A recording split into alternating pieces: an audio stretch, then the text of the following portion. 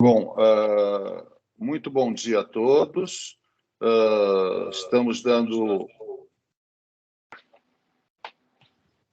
Temos alguns problemas técnicos, como os senhores podem reparar, né? Existe um eco aí da minha voz. Peço perdão pelo atraso do início do nosso curso e gostaria aqui de passar inicialmente a palavra ao Dr. José Maria Câmara Júnior, que é o diretor da Escola Paulista da Magistratura, que fará a abertura oficial do nosso curso de temas atuais de direito de família e das sucessões. Hoje, como os senhores sabem, vai falar sobre o direito sucessório, sobre questões polêmicas do direito sucessório, o doutor José Fernando Simão, cujo currículo eu vou mais adiante. Doutor Zé Maria, por favor, tenha a honra. O senhor precisa ligar o seu microfone. Talvez seja interessante consultar os participantes para que todos desliguem seu áudio, para não dar essa... Peço a todos que desliguem os seus microfones, por gentileza, para que não haja qualquer interferência aqui na palestra de sons que os senhores tenham aí no lugar onde os senhores se encontram. Só um momentinho que eu vou tentar bloquear todo mundo, que o sistema ele desbloqueou. Só um momentinho, por favor. Enquanto isso, por favor, desliguem os vídeos e os áudios. E, doutor Lepage, só pedia para a Elizabeth para me habilitar como palestrante para poder fazer a projeção na tela, porque aqui consta que eu não sou palestrante. Habilito sim. Só um momentinho, por favor.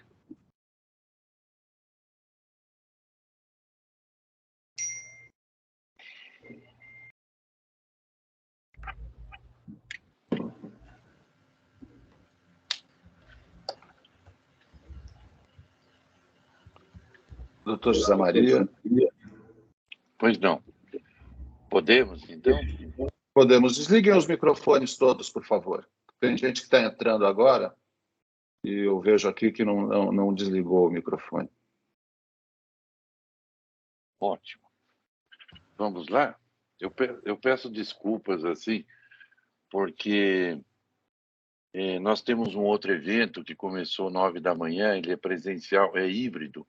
Nós estamos participando aqui no auditório, um evento que é relacionado à área do direito empresarial. Então, eu estou aqui, farei a abertura e peço já licença e desculpas, porque eu preciso voltar lá para o auditório, que nós recebemos a presença do Conselho Superior, o ministro do STJ, Luiz Salomão, que assumirá a Corregedoria Nacional da Justiça, e em razão dessa simultaneidade aí, eu preciso me ausentar, peço já excusas. Abrindo os trabalhos, bom dia a todos. É uma imensa satisfação que a Escola Paulista da Magistratura realiza o curso Tema Atuais de Direito de Família. Dou boas-vindas a todos os participantes no ambiente remoto.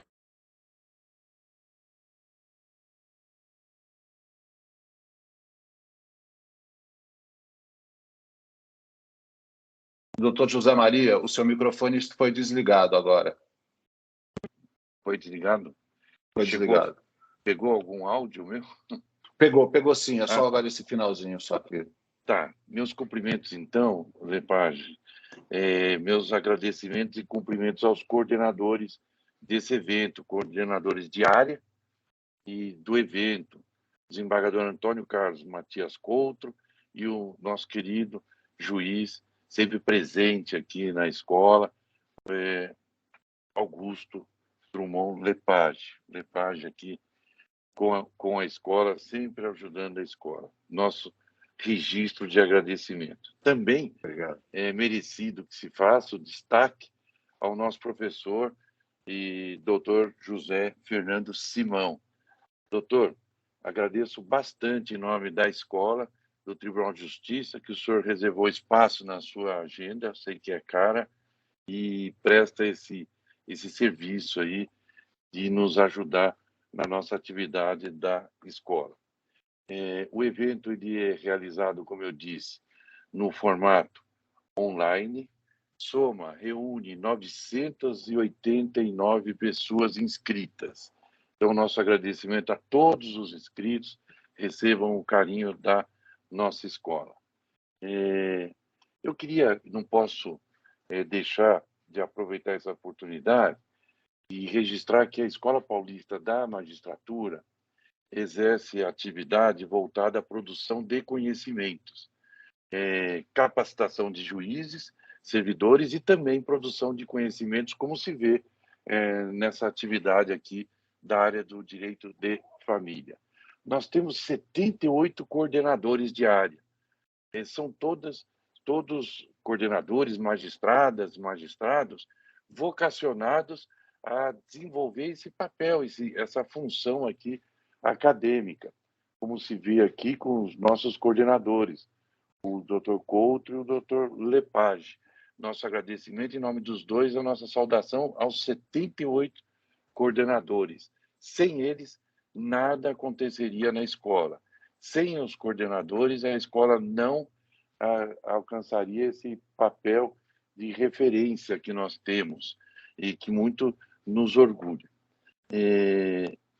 São 78 coordenadores distribuídos em 34 coordenadorias. A Escola Paulista da Magistratura chega a realizar 25 eventos semanais. Vejam, percebam.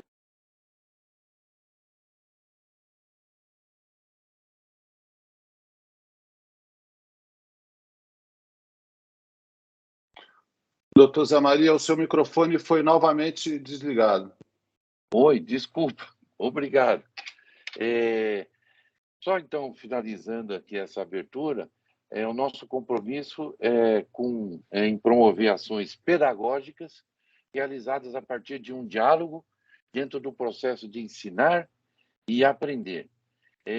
A direção da escola, a diretoria, eu, o desembargador Gilson Delgado Miranda e todo o conselho, nos pautamos de um compromisso, seguimos um compromisso com a pluralidade, modernização e, principalmente, a participação, que é o que se vê com as sugestões de todos e em promover eventos aqui na escola.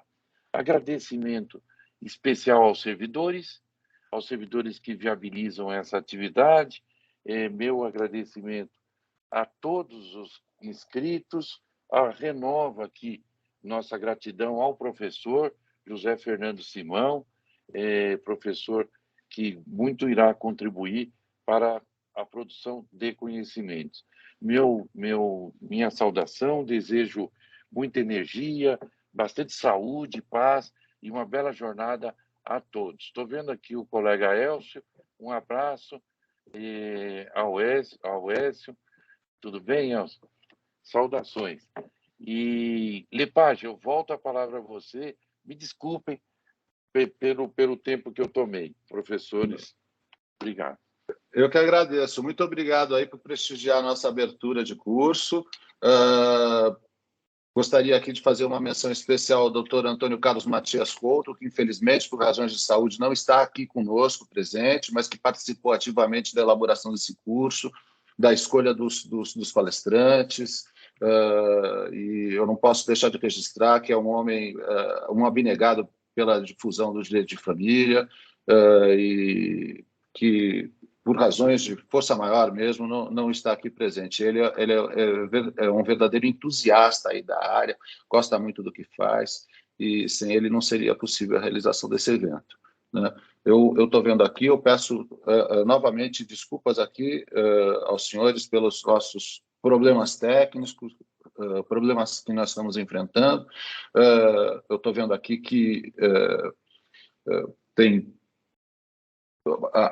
esses problemas aqui nos levaram à abertura tardia do curso, e eu gostaria aqui de mencionar que hoje o nosso evento ele conta com a participação do Dr. José Fernando Simão, que está abrindo o nosso evento. O Dr. José Fernando Simão, ele é professor da Universidade de São Paulo, é professor associado do Departamento de Direito Civil da Universidade de São Paulo, ele é mestre, doutor e livre-docente, tudo pela USP. tudo pela Faculdade do Lago de São Francisco. Ele também é membro do IBDFAN, como não poderia deixar de ser, participa dos congressos do IBDFAN, ele é membro de inúmeros outros institutos de direito civil, é um pesquisador, é um grande professor, dá palestras, ele escreve artigos, tem uma produção intelectual extremamente prolífica. E eu acho que muito pela sua notoriedade é que nós estamos aqui com esse número de inscritos, né, que nos faz muito bem, que ficamos contentes de contar com 989 inscritos, né, no curso.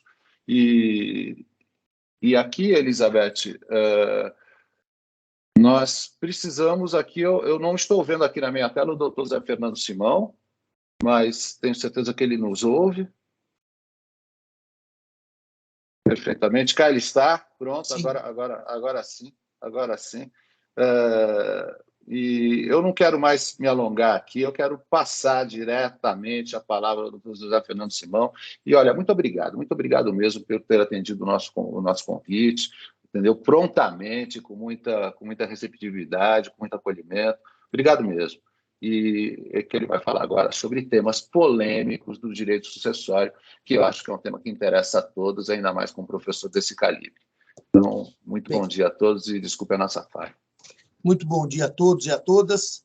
Espero que vocês estejam me ouvindo e vendo bem. Qualquer coisa, coloquem aqui no chat que eu vou acompanhando para saber se está com algum problema tecnológico, de som ou de imagem.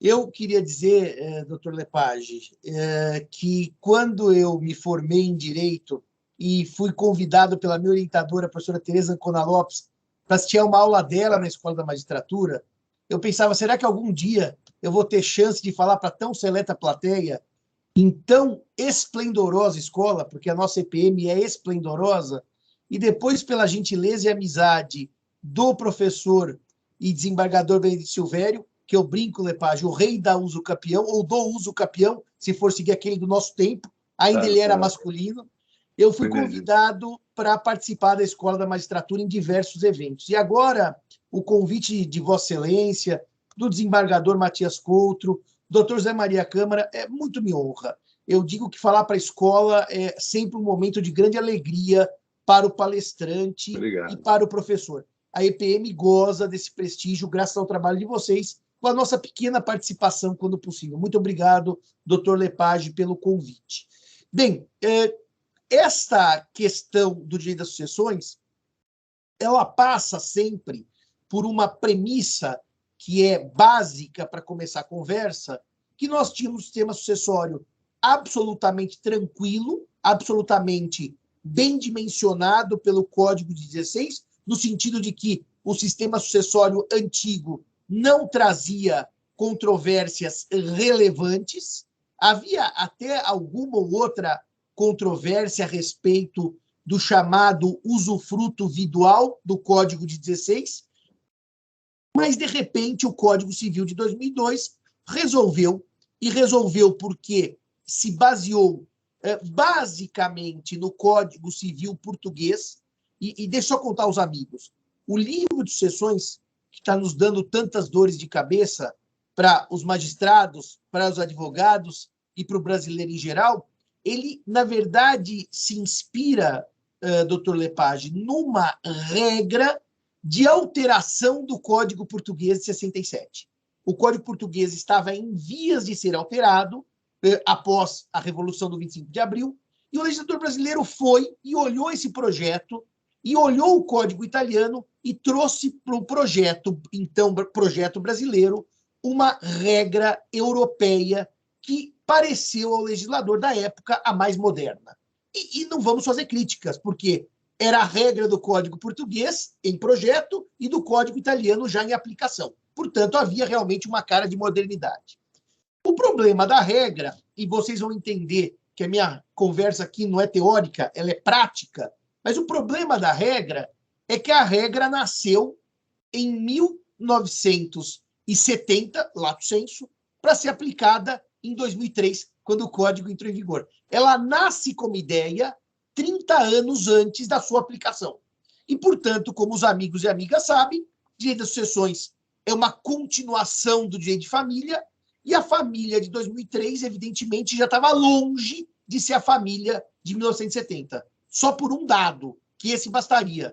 O divórcio não existia quando a regra foi pensada, e o divórcio era plenamente utilizado quando a regra passou a ter vigência. A regra foi projetada para uma família de casamento indissolúvel e é aplicada numa sociedade de famílias reconstituídas, ou mosaico, que é o termo que eu prefiro. Portanto, há um descompasso.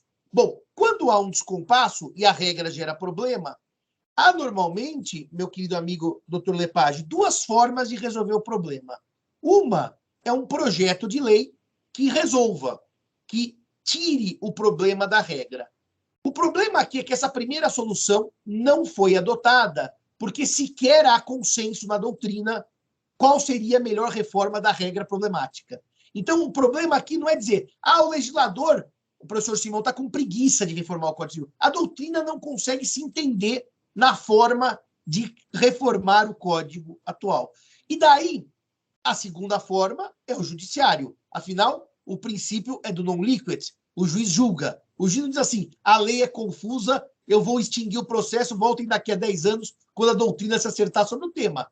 E quando o juiz julga da maneira em que ele lê o direito a partir da doutrina.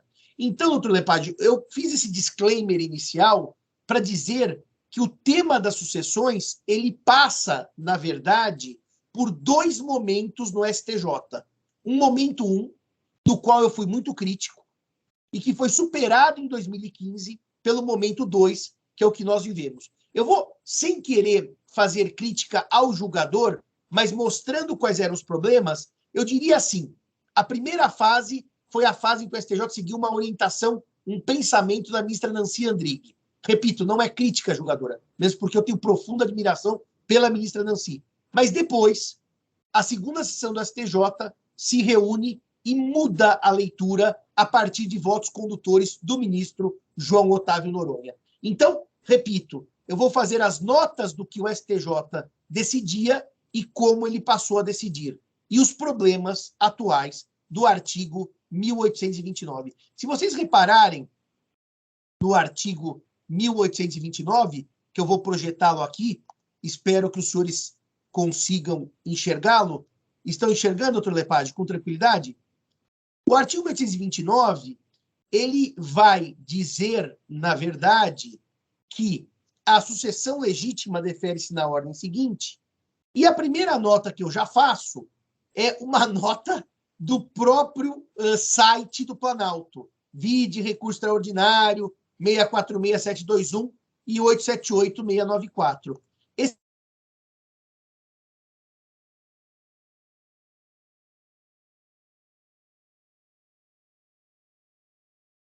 Tivemos um problema de conexão. Voltei. Pronto. Estão me ouvindo, né, doutor? Caiu e eu voltei. Então, os dois recursos extraordinários mencionados aqui são dois recursos que equipararam a sucessão do cônjuge ou do companheiro. Foram aqueles dois recursos extraordinários que, na verdade, permitiram ao STF, pela primeira vez, abordar a sucessão e dizer que o artigo 1790 era inconstitucional. Então, a primeira nota dessa nossa conversa de hoje é que não há mais como se aplicar o artigo 1790, ainda que a morte tenha se dado antes da decisão dos recursos especiais, extraordinários, desculpe, dos dois recursos extraordinários. O artigo foi tido por inconstitucional. Ele não pode mais ser aplicado hoje. Ou seja, já não interessa mais, como interessou no passado, o momento da morte, porque o 1790 foi tido por inconstitucional. Então, mesmo, atenção, senhores e senhoras, essa é uma questão prática importantíssima. Os inventários que não foram feitos, doutor Lepage, lá atrás, por alguma razão qualquer, porque a família não buscou um advogado, porque a família não conhecia o procedimento, mesmo para as mortes ocorridas antes da declaração de inconstitucionalidade de 1790, hoje ele não se aplica mais. Portanto, inventários judiciais, lá na Vara de Pinheiros do Dr. Lepage, ou extrajudiciais, em cartório, de notas não mais seguirão o 1790. Tanto é verdade que outro dia me ligou uma amiga, Lepage, dizendo assim, mas Simão, eu fiz um inventário extrajudicial na época que o 1790 ainda não tinha sido declarado inconstitucional. Tá. Esqueci de partilhar um bem. Tá. E vou fazer uma sobrepartilha hoje. Qual regra eu aplico? O 1829. Não dá para se aplicar hoje um artigo tido por inconstitucional, porque a regra de transição do Supremo, que eu vou chamar de modulação de efeitos, foi absolutamente clara. Para os processos que já tiverem decisão transitada em julgado, ou para as escrituras públicas já lavradas, prevalece o 1790.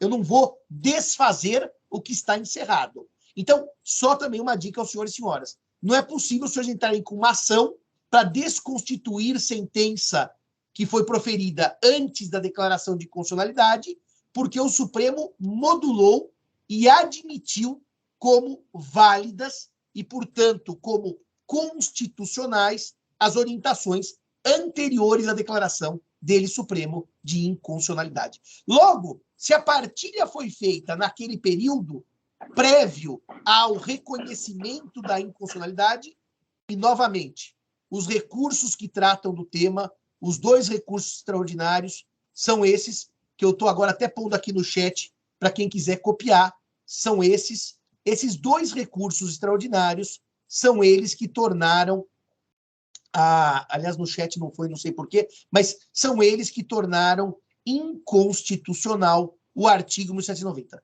Desta primeira premissa da inconstitucionalidade do 1790, surge já uma pequena, grande confusão. E qual é a pequena, grande confusão? Vocês veem aí na tela, eu e o professor Mário Delgado, ao lado do queridíssimo amigo Zeno Veloso, e a pequena, grande confusão está nesse segundo slide. Porque a tese firmada pelo STF, na repercussão geral 809, ela é bastante clara. É inconstitucional a distinção de regimes sucessórios entre cônjuges e companheiros, prevista no 1790. E, portanto, deve ser declarado inconstitucional e segue o 1829. Quais sucessões se aplica? Aos inventários em que não haja havido trânsito em julgado da sentença de partilha e as partilhas que ainda não tenham sido lavradas por escritura pública. Isso é a questão da modulação dos efeitos da inconstitucionalidade. Agora, a segunda questão que surge é se o companheiro é ou não herdeiro necessário. Porque, vejam, o julgamento do STF, e esse tema, doutor Lepage, para mim, ele é muito caro, porque nós que fazemos planejamentos sucessórios para evitar brigas, para evitar, como eu brinco, clientes para o judiciário, o planejamento é uma forma de evitar celeuma pós-mortem, nós temos um problema. O cônjuge já era herdeiro necessário desde a reforma, desde 2003, pelo artigo 1845. E o companheiro? Eu cito para os amigos e para as amigas dois trechos da decisão do STF, que são os itens 42 e os itens 1 e 2, em que a leitura que o STF fez na hora que analisou a inconstitucionalidade do 1790 é que não há hierarquia entre a família advinda do casamento e a família advinda da união estável. Que não há hierarquia, que não há uma família melhor e outra pior, que não há uma família em que eu tenho regras mais benéficas e uma que eu não tenho, que tenho regras menos benéficas. O Supremo afastou esta posição eventualmente hierárquica e concluiu, então, neste recurso extraordinário, que se para o cônjuge temos a regra do 1829, para o companheiro teremos exatamente a mesma regra. Bem, isto gerou, evidentemente, o questionamento de se saber se o companheiro também foi contemplado como herdeiro necessário por leitura do Supremo. Deixa eu só fazer uma nota aqui para os amigos e para as amigas. Eu tenho uma divergência com o professor Mário Delgado, meu querido amigo, então eu quero fazer uma nota que chama disclaimer. Disclaimer quer dizer assim, eu vou avisar minha opinião antes de dar minha opinião. Eu, José Fernando Simão, diferentemente do querido Zeno Veloso, entendo que não era ideal uma equiparação total entre casamento e união estável como formas de família. É um entendimento como doutrina. Eu sou daqueles que acredita que é melhor dar às pessoas mais opções do que menos opções. E que, no fundo, se eu tratar a união estável com todas as regras do casamento, eu teria, no fundo, na união estável, um casamento forçado. Eu estaria impelindo pessoas a se casarem, no sentido de que a união estável seria igual ao casamento, só faltando o ato, que eu chamaria o ato formal, de formalização, proclamas, habilitação e aquilo tudo. Então, eu, Simão, gosto mais de um mundo em que é possível duas entidades familiares, dois modelos familiares com regras próprias. Essa é a minha leitura. Mas o que eu vou dizer agora, meus amigos e minhas amigas, é que, lendo a decisão do Supremo, eu entendo que o companheiro é o herdeiro necessário. Mas eu entendo pelos fundamentos que o Supremo usou para declarar inconstitucional o artigo 1790. Eu entendo, não, Lepage, por gosto ou porque eu gostaria que fosse. Eu entendo numa leitura sistemática. Vocês vão me perguntar, Simão, então você entende que o companheiro é o herdeiro necessário? Eu entendo. E como está a doutrina? A doutrina majoritaricíssima entende que o companheiro é herdeiro necessário. Por quê? Porque o professor Zeno Veloso, saudoso Zeno Veloso, ao lado da querida professora Gisele Hironaca, capitanearam a tese de que o companheiro é herdeiro necessário. Isso é doutrina. Então vocês vão me perguntar, Simão, o STJ tem decisão que menciona o companheiro como herdeiro necessário? Tem, mas eu explico como. Obter dictum. Não é na razão da decisão. Ele está falando de outro tema e põe aquela famosa vírgula, inclusive o companheiro é herdeiro necessário. Não é a ratio decidendi. Não é o tema. Não tem um julgado do STJ que perguntaram assim, no recurso especial. O companheiro é herdeiro necessário? E ele julgou.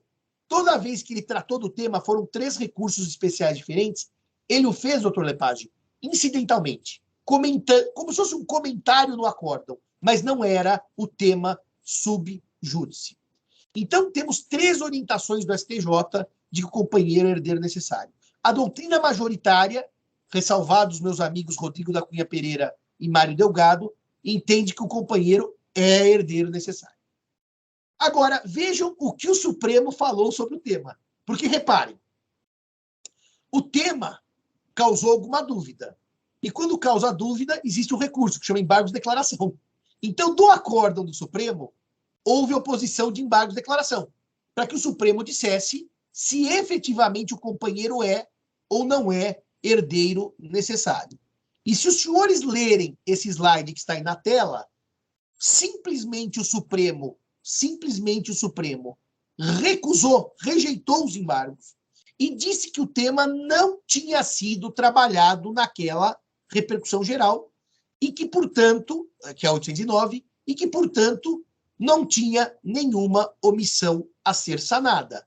E se não tinha nenhuma omissão a ser sanada, os senhores me perguntam, para o Supremo, o companheiro é ou não é herdeiro necessário? E eu respondo, não sei, porque o Supremo disse que não tinha analisado.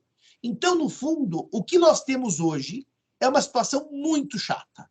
Porque a leitura do voto do ministro Barroso dá a entender que o companheiro é herdeiro necessário. Mas quando instado, o Supremo diz, eu não disse nem que sim, nem que não. Então, nós temos uma grande instabilidade sobre a qualidade de herdeiro necessário do companheiro. Se os senhores me perguntarem, mas Simão, dá um palpite aí. Você acha que o companheiro é herdeiro necessário ou não é? Eu preferia que não fosse, mas acho pela leitura do Supremo que é. Acho pela leitura do Supremo que é. Tanto que nos meus planejamentos sucessórios, amigos e amigas, o que eu tenho feito? Eu tenho feito algo que eu aprendi com o professor Zeno. Eu preparo o planejamento em 2 hipóteses. Se entender que o companheiro é herdeiro necessário, o judiciário entender, planejamento A. Se o judiciário não entender, planejamento B.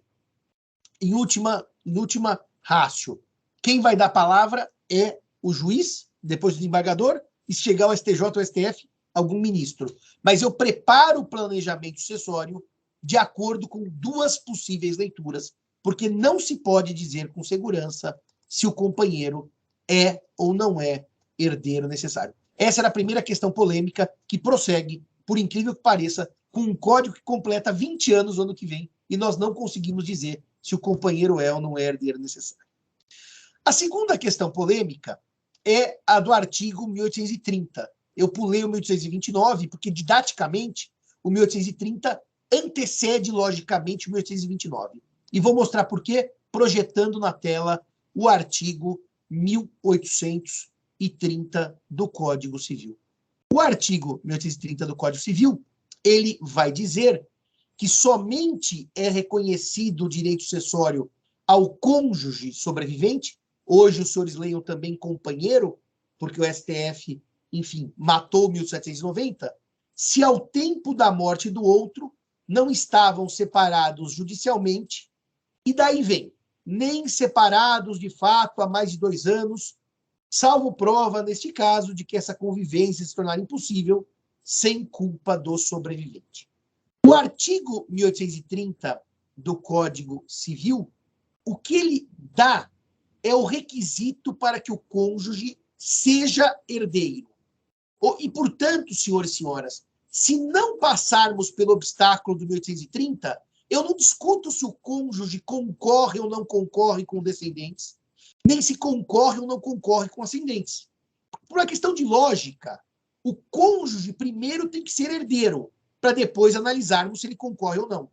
E reparem que se o cônjuge tiver separado de fato há mais de 2 anos, como regra, ele não concorre com os descendentes.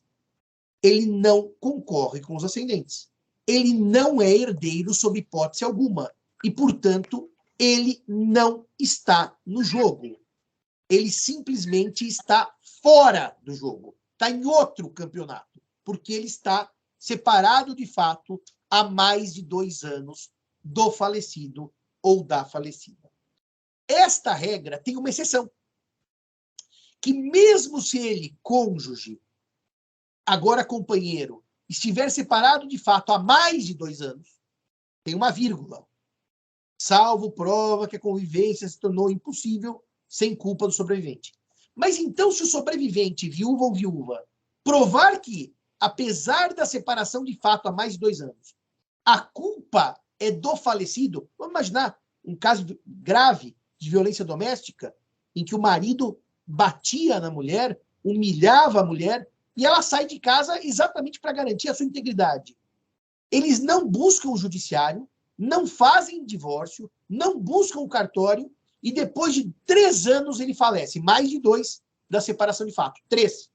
Ela provando, essa mulher, que a culpa era do morto, é a chamada culpa mortuária, ela segue herdeira, mesmo separada de fato, há mais de 2 anos.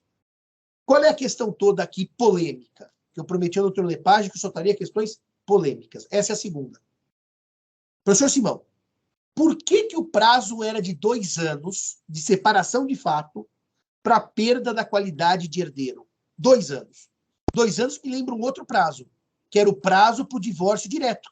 Quem estava separado de fato há 2 anos ou mais podia se separar, se utilizar do divórcio direto. Lembre-se que não precisava daquele mecanismo de separação e depois conversão de separação em divórcio. O prazo de 2 anos, meus amigos e minhas amigas, e eu afirmo, doutor Lepage, porque está na obra de Zeno Veloso, era um prazo copiado da Constituição Federal para harmonizar o divórcio direto, 226, parágrafo 6º, 2 anos. E 226, parágrafo 6º, 2 anos repercutia na sucessão. 2 anos de separação de fato. O prazo constitucional reverberou no Código Civil. Então, olha que coisa lógica. Por favor, me acompanhe, que o raciocínio não é simples. Se eu estou separado de fato há mais de 2 anos, eu já posso me divorciar? Posso. rompendo o vínculo. Se eu estou separado de fato há mais de 2 anos, eu perco a qualidade de herdeiro, porque eu já tenho requisito para o divórcio direto. Era essa a lógica. 2 anos da Constituição, 2 anos no Código Civil. O problema, e agora eu vou reproduzir de novo o slide, é que a emenda 66, ela alterou exatamente esse parágrafo 6º, que tinha a redação que está em vermelho. O casamento civil pode ser dissolvido pelo divórcio após prévia separação judicial por mais de 1 ano, ou comprovada a separação de fato por mais de 2 anos. Essa era a regra constitucional quando nasceu o Código Civil. O parágrafo 6º hoje, esse que está em preto, tem a seguinte redação desde 2010. O casamento civil pode ser dissolvido pelo divórcio. Ponto. Reparem, senhores, reparem, senhoras, que não há mais a menção aos 2 anos da separação de fato para o divórcio. E aí, doutor Lepage, eu tenho umas saudades do meu querido Zeno, meu mestre. Estávamos dando uma palestra aqui na ASP, e eu falei, professor Zeno, eu quero te lançar uma tese que eu tenho a partir da emenda 66, que o prazo de 2 anos do 1830 não mais prevalece. Porque se não há mais prazo para o divórcio na Constituição, a Constituição, como norma hierarquicamente superior, afeta o Código Civil. E numa leitura conforme a Constituição, hoje eu não preciso mais de prazo de 2 anos para que haja perda da qualidade de herdeiro. Basta a separação de fato. Só vou fazer uma nota em 1 minuto sobre o que é separação de fato, para evitar nos nossos alunos, nossos ouvintes, que haja alguma dúvida sobre o que eu estou falando, tá? Separação de fato não é a ideia de briguei, saí de casa, fui no bar tomar cachaça, bati o carro, morri, estou separado de fato. E não é também, fui viajar 1 mês para fazer uma pós-graduação em Miami, estou separado de fato. Separação de fato não é não estar dormindo junto uma noite, só para deixar isso bem claro. Separação de fato é aquela em que já não há mais convivência conjugal. More uxório. Já não há mais convivência como casal. Ou seja, a gente já não se trata mais por marido e mulher, ou marido e marido, ou mulher e mulher, a depender do tipo de união homo ou hétero afetiva. Portanto, a separação de fato é aquela situação em que eu não mais me comporto como casado. E eu defendi a tese, doutor Lepage, que a separação de fato de um dia, é porque a gente brinca um dia, a separação de fato é um processo. As pessoas começam a se afastar, e pior, às vezes na mesma casa, por uma questão financeira, pessoas mais humildes não têm como sair de casa, e já não se comportam mais como marido e mulher. E neste caso, eu não precisaria mais esperar os 2 anos, porque a Constituição, ela tirou esse prazo do sistema. Para minha alegria, e aqui realmente eu posso dizer que é para minha alegria, o professor Zeno Veloso abraçou a tese. Essa tese foi altamente difundida e no nosso TJ, Tribunal de Justiça de São Paulo, já há mais de uma decisão que segue esta ideia que eu defendi já faz bastante tempo, pela qual o artigo 1830 ele deve ser lido até onde está na tela dos senhores. Somente é reconhecido o direito sucessório ao cônjuge sobrevivente ou companheiro, se ao tempo da morte do outro não estavam separados judicialmente ou extrajudicialmente, nem separados de fato. Esta leitura que eu fiz é uma leitura consentânea ao texto constitucional. Consentânea ao texto constitucional. E, portanto, com esta leitura, eu excluo do sistema o debate da culpa. E excluo do sistema o debate dos 2 anos de separação de fato. A prova é muito mais simples. Da separação. E não do prazo. E não da culpa. Para minha alegria, realmente, o TJ de São Paulo tem mais de uma decisão seguindo essa orientação. Mas, como nem tudo são flores, e como eu brinco sempre, doutor Lepage, a gente tem que ser absolutamente honesto com os nossos alunos, existe uma decisão do STJ, mas cuidado, meus amigos e minhas amigas, não falem jurisprudência. Uma decisão não é jurisprudência, é uma que segue ainda a noção de culpa mortuária, que segue ainda o 1830 na sua inteireza. Eu vou projetar para vocês, é uma decisão da ministra Isabel Galotti. Essa decisão é de novembro de 2015. É uma decisão única que não forma jurisprudência, que mantém a interpretação do 1830 do mesmo modo, tal qual veio escrito no Código Civil. Portanto, feito esse disclaimer, que há divergência de orientação, porque o TJ de São Paulo tem julgados opostos a este da ministra Galotti, mas também tem julgamentos que seguem esta linha da ministra Galotti. Portanto, quando se diz que o tema é controverso, é porque o tema é controverso. Há ainda que se decidir, doutor Lepage, qual vai ser a leitura que prevalecerá do 1830. Dele na íntegra, como nasceu, ou dele lido à luz do texto constitucional com a reforma de 2010. Esse é o segundo tema polêmico. Quando eu pensei nessa aula, eu falei, bom, esses são dois grandes temas polêmicos. Eu podia até parar aqui e trazer alguns outros, mas agora, semana passada, com a aposentadoria que vem esse mês do desembargador Jones Figueiredo Alves, o decano do Tribunal de Pernambuco, inescondidamente um querido amigo, inescondidamente, declaradamente um querido amigo, eu tive a honra, doutor Lepage, de participar do evento em homenagem ao desembargador Jones. E nesse evento se trouxe novamente o Mário Delgado. Eu brinco sempre quando acaba a palestra, a turma vai dizer, acho que o Simão detesta o Mário. Não, ele é um dos meus melhores amigos. Top 5. Jantamos junto e almoçamos toda semana. Viajamos, bebemos, não tem nada de inimizade. Mas em termos técnicos, nós divergimos. E divergimos em quase tudo de sucessões. Quando não, eu vou a essa palestra e o professor Mário Delgado ressalta que alguns tribunais da federação voltaram a ler o 1829 naquela primeira leitura que eu comentava há pouco, que era a da ministra Nancy. Para que a gente não se perca, para que a gente entenda qual é o debate e como ele voltou para os tribunais, e é incrível dizer isso. No direito nada se cria, tudo se transforma, como diria Lavoisier. As decisões que estavam totalmente superadas voltam aos TJs, e no meu sentido de uma maneira equivocada, eu vou explicar por quê. Mas o que nós estamos discutindo agora, para vocês não se perderem no debate, é isso aqui, senhores.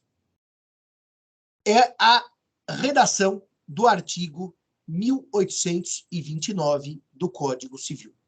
Esse artigo 1829 do Código Civil, ele tem uma redação que a doutrina acusou de confusa. Eu digo que parte é culpa da doutrina, parte é culpa do artigo, em que ele vai tratar de concorrência sucessória e vai dizer que a sucessão legítima defere-se na ordem seguinte: aos descendentes em concorrência com o cônjuge sobrevivente.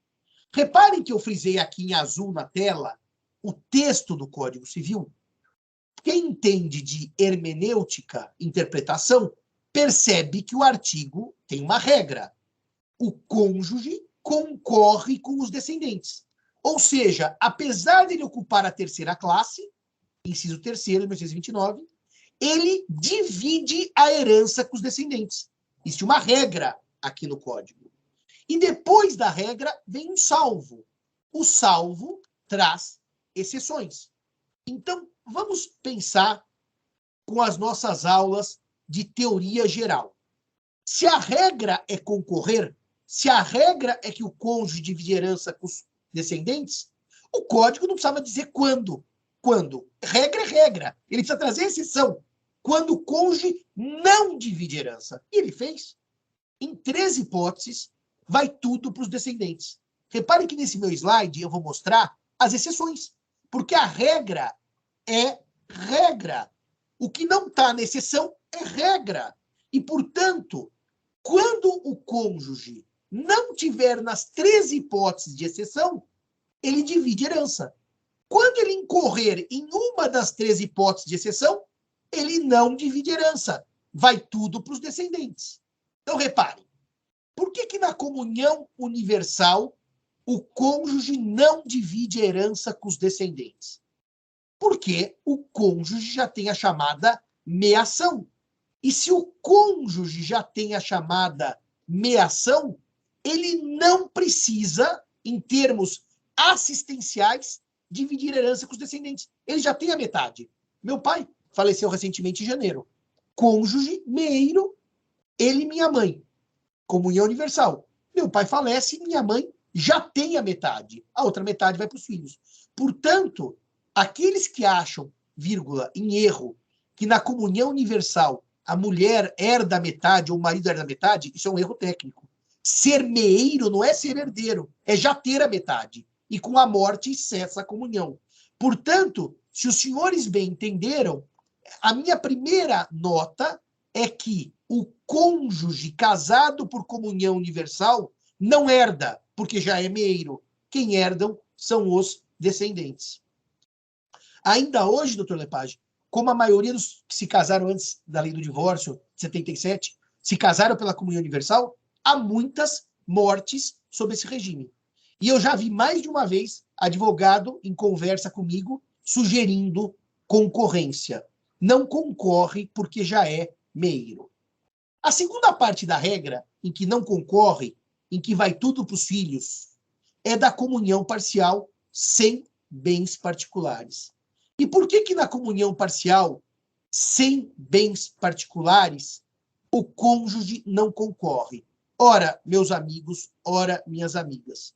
Uma comunhão parcial de bens sem bens particulares quer dizer que os bens são comuns.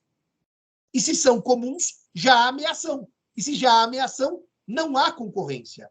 Podem acreditar em mim. O espírito do código foi assistencial. Onde há ameação, não há por que haver concorrência. Vai tudo para os filhos. Onde há ameação, não há concorrência com os descendentes. E o terceiro e último regime, que até, Lepage, eu confesso a você, que eu preparei um material enorme sobre a separação obrigatória, mas é tão grande que se você me convidar para outra aula, eu trago só questões polêmicas da separação obrigatória. Eu fiz quase 15 questões polêmicas com jurisprudência. Eu preparei um material enorme porque eu falei, bom, eu sabia que tinha sucessão, mas não sabia se eu ia ter que entrar em família, mas enfim, isso fica para um próximo convite. Agora, reparem que na separação obrigatória também não há concorrência. E por que não há concorrência na separação obrigatória? Porque o código entende, na sua gênese, que se o regime é de separação obrigatória, ele não gera comunhão em vida, porque chama separação. Logo, se ele não gera comunhão em vida, por imperativo legal, separação obrigatória, vocês sabem que é imposta por lei, não é do pacto, aquela chama convencional. Eu não vou ter concorrência pós-morte. Ah, mas Simão, aí tem a súmula 377, aí tem o Supremo, aí tem o STJ com esforço comum, aí tem tudo, só que aí é outro curso. Se eu parar agora para falar de separação obrigatória, eu não termino as questões polêmicas. Agora, reparem, outro dia eu estava jantando com uma cliente, tomando um café, com uma cliente e o companheiro dela de longa data.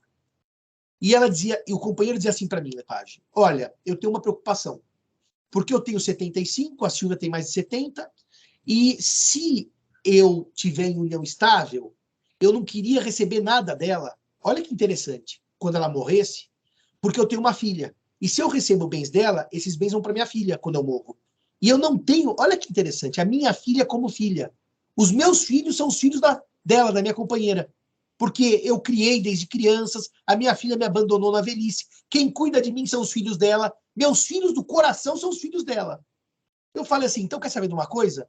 Por que vocês não se casam? Reparem, ele com 75, ela com mais de 70, separação obrigatória. Na morte dela, vai tudo para os filhos dela. Ele não concorre. É literalmente uma forma que a lei achou de proteger,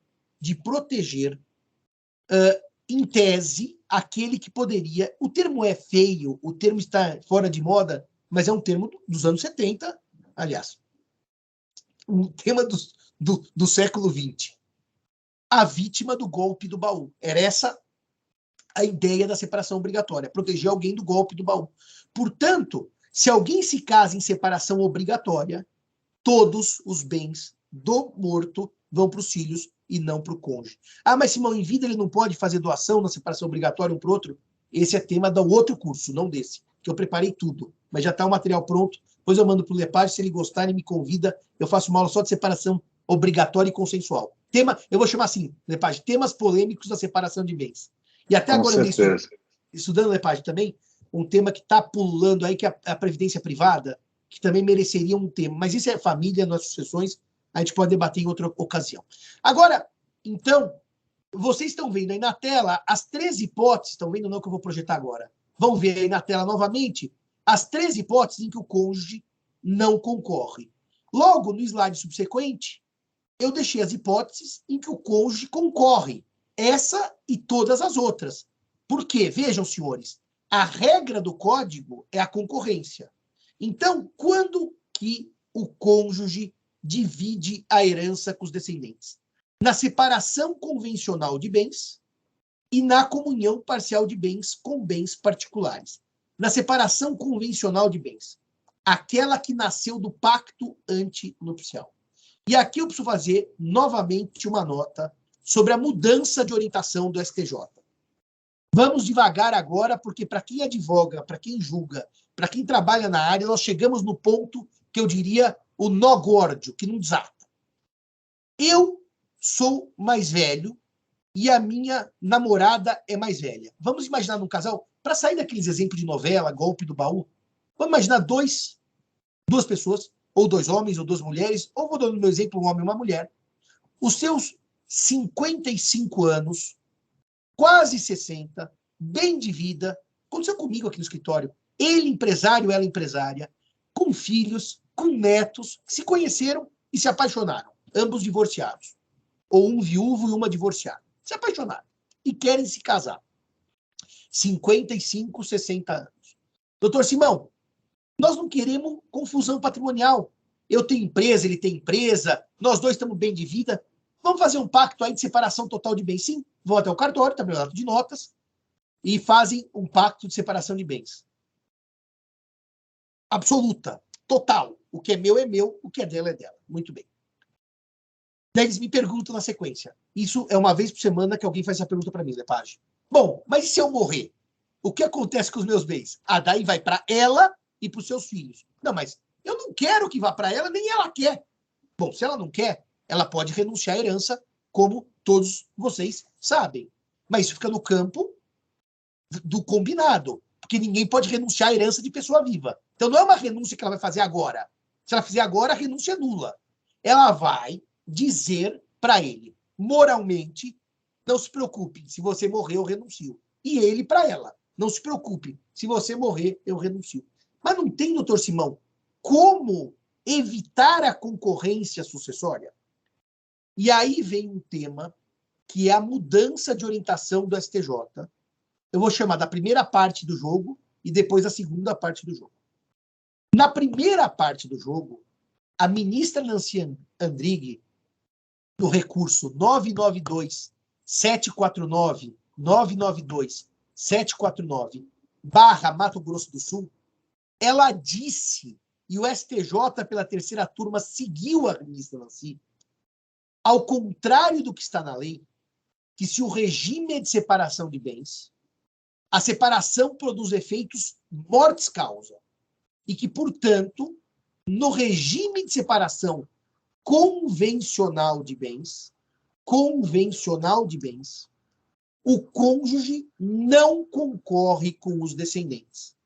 Mas, meus queridos e minhas queridas, essa leitura do STJ, dos anos de 2007 até 2015, tinha um pequeno problema. Era literalmente negar o texto do Código Civil. Era negar a regra do Código Civil. E a ministra Nancy justificava dizendo: a separação em vida, pelo pacto, produz efeitos após a morte. E por que eu e o querido Zeno batemos muito nessa orientação, apesar de ambos termos profunda amizade pela ministra Nancy, que é amiga e é uma pessoa que julga da melhor qualidade? A gente sempre brinca, quando a doutrina critica a decisão, não critica o julgador, porque o julgador não tem nada a ver com a decisão. Aquele problema que surgiu, meu caro Lepage, é muito simples.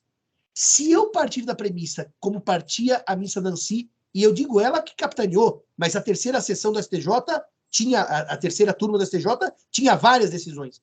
Eu pergunto aos amigos, eu morro, eu morro, e o meu pacto firmado em vida produz efeitos após a minha morte, se o casamento acabou com a morte, isso está no Código Civil, 1571, o casamento acaba com a morte. Como é que o pacto produz efeitos após a morte se nem o casamento mais existe? Essa era uma orientação, meus amigos, que, novamente, era tecnicamente insustentável. Então, a leitura que o STJ fez de 2007 a 2015, e cuidado aos colegas que julgam ou aos colegas que estudam e estão vendo isso a partir de jurisprudência antiga do STJ. Cuidado. O STJ dizia, no regime de separação convencional, o cônjuge nada recebe e vai tudo para os descendentes. Era literalmente negar o texto do Código Civil. E a partir de 2015, por isso que eu digo, quando o Mário me contou semana passada, que há tribunais que voltaram a decidir desse jeito que eu estou trazendo aqui para vocês, essas decisões têm um problema. Por quê? Porque a segunda sessão uniformizou o entendimento. Segunda sessão do STJ, terceira e quarta turma juntas. O direito privado todo do STJ uniformizou o entendimento pelo qual o código tem que ser aplicado da seguinte maneira. Na separação convencional de bens, não há prevalência do regime pós-mortem. Afastou a ideia da missonancy. O que há é concorrência. Então, a orientação do STJ desde 2015, em que houve uniformização de jurisprudência, portanto, não é mais, meus caros amigos, uma decisão da terceira turma ou uma decisão da quarta turma. Não. A segunda sessão, reunida, unificou o entendimento de que o cônjuge concorre com os descendentes no regime de separação convencional. Bom, se isso hoje é pacífico no STJ, me parece que, pelas regras do CPC, os tribunais teriam que julgar de acordo com a orientação pacificada pelo STJ. Mas, enfim, o que ocorre na sequência é uma pergunta. Peraí, Simão. Se o STJ hoje decidiu que o cônjuge casado por separação convencional concorre com os descendentes, aquele cliente que você começou contando a sua história, que chega na sua sala e diz assim, doutor Simão, eu e ela somos empresários bem-sucedidos, 55 anos, queremos nos casar, queremos a separação convencional para evitar confusão, e quando da minha morte? Se eu morrer, ela herda em concorrência? Sim, segundo a orientação pacífica do STJ, porque na separação convencional de bens, o cônjuge concorre com os descendentes. Bom, daí ele diz assim, então além desse acordo moral que eu possa ter com ela, em que ela diz, se você morrer eu renuncio, e ele diz, se você morrer eu renuncio, um acordo moral, até alguns advogados põem por escrito, mas de só avisar, você pode pôr por escrito o que você quiser, só que é moral, porque essa cláusula é nula de renúncia de pessoa viva, de herança de pessoa viva, por uma leitura histórica do 426 do Código Civil. 426, que trata dos pacta corvina. Pacta corvina são os acordos dos corvos. Então, Simão, como é que você resolve isso na prática? Esse cliente, esse casal que quer se casar e não quer a concorrência pós-morte. Eu digo sempre que existe um negocinho que chama norma de ordem pública. E se é de ordem pública, é aquela que a gente pouco tem a fazer. O legislador escolheu que houvesse a concorrência. Dá para mitigar a concorrência? Um bom planejamento sucessório, a gente consegue, sem fraude, claro, porque eu não fazia nada que fosse errado, fazer uma forma de evitar que haja um condomínio geral sobre os bens. Mas isso não quer dizer que ela não vai receber nada. Eu posso reduzir a parte dele ou dela, né, da viúva ou do viúvo, reduzir por testamento. Nós sabemos sempre que a legítima é garantida, mas é disponível, fica a meu critério com ela fazer. E também podemos projetar bons planejamentos sucessórios para tentar evitar futuros litígios. Eu diria aos amigos e amigas, para acabar essa terceira questão polêmica, eu já vou para a quarta, que é a seguinte: o planejamento sucessório nunca teve tão em moda por causa dessa questão também de concorrência no regime da chamada separação convencional, que nasceu por pacto antinupcial. Essa é a terceira questão polêmica que eu queria trazer para vocês. A quarta questão polêmica, e que esta, para mim, ela já está bem decidida, até prevaleceu a tese do professor Zeno Veloso. Eu projetei aí, Lepage, ou não projetei nada? Projetou. Projetei. Então, agora o slide está escrito na comunhão parcial, como ficam os bens comuns e particulares, Isso certo? mesmo. Na Exato. comunhão parcial, como é que ficam os bens comuns e os bens particulares? Pela regra do Código Civil, aplicada pelo STJ, o que eu vou dizer agora, portanto, é julgado do STJ e julgado que pacificou também a questão de bens, a questão da sucessão na comunhão parcial. O que eu vou dizer agora, portanto, é doutrina aliada à decisão do STJ. Quando o falecido é casado por comunhão parcial e morre, os bens comuns que ele tinha com a viúva, esses bens não integram a sua herança. Por que não integram? Porque se o bem é comum, a viúva ou o viúvo já tem meação. Se já tem meação, a herança vai integralmente para os descendentes. Eu repito, meus amigos e minhas amigas, se alguém está estranhando essa frase, já tem meação, a herança vai inteira para os descendentes, meação não é herança. Meação, obviamente, é direito de família. E, portanto, na primeira linha do nosso slide, eu concluo que, quanto aos bens comuns, se já há meação, não há concorrência. Os bens da herança vão para os descendentes. E o viúvo ou viúva fica com a metade. E os bens particulares, Simão? Bom, como com relação aos bens particulares não há meação, são integralmente pertencentes ao falecido, quanto a eles, o cônjuge sobrevivente terá concorrência com os descendentes.